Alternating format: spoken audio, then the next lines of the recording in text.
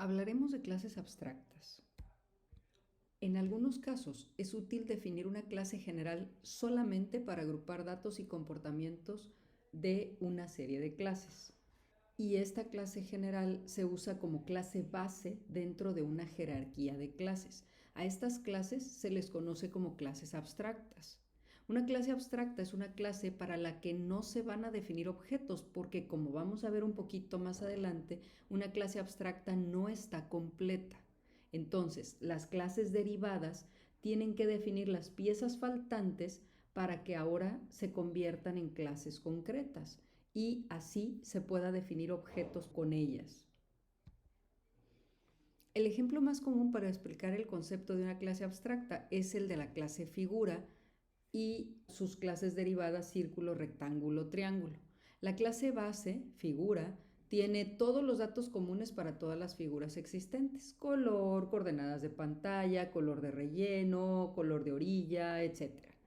Pero la clase base no puede implementar un método dibuja porque no es posible. ¿Cómo dibujo una figura? Para saberlo necesito saber qué tipo de figura es. Por lo tanto, la clase abstracta figura no puede tener un método dibuja. Entonces, cuando se declaran las clases derivadas, cada clase define los atributos y métodos específicos para ese tipo de figura. Entonces, por ejemplo, una clase círculo sí puede tener un método para dibujar un círculo. Para declarar una clase abstracta, se debe declarar una o más de sus funciones virtuales como pure, y esto se hace colocando un igual a 0 en la declaración de dicha función, de esta forma. Entonces, si yo tengo la función virtual print, si le pongo igual 0, con esto estoy especificando que esta función es pure virtual y no se escribe la implementación de este método en esta clase. Entonces, ¿para qué escribo esta definición en la clase si no la voy a implementar? Bueno, la escribo para obligar a las clases hija a implementar este método. Vamos a ver un ejemplo en las siguientes filminas. Aquí tengo la clase figura que tiene dos valores protected, X y Y. Aquí está el constructor default en donde inicializo las coordenadas con 1 y tengo una función dibuja que es virtual pura. Observa, aquí termina la clase figura, no estoy implementando el método dibuja. La clase cuadrado es clase hijo de la clase figura y lo único que estoy haciendo en esta clase hijo es implementar el método dibuja.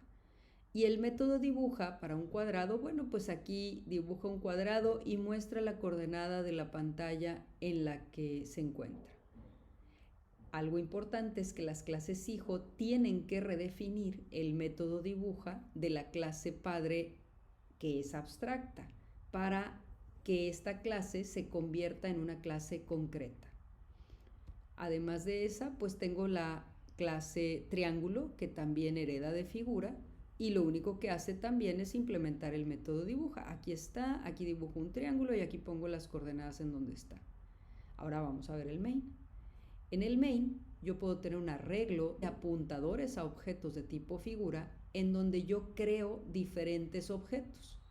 Y si yo mando llamar para todos estos objetos el método dibuja, observa cómo cada uno lo muestra de acuerdo con el tipo de dato del que fue definido. Es decir, primero en la posición 0 tengo un triángulo, luego un cuadrado, luego un triángulo, luego un cuadrado y luego otro triángulo. Entonces, ¿para qué me sirvió la clase abstracta? Me sirvió para obligar a que todas las clases hija de la clase figura tuvieran este método que se llama dibuja y entonces poder hacer algo como esto.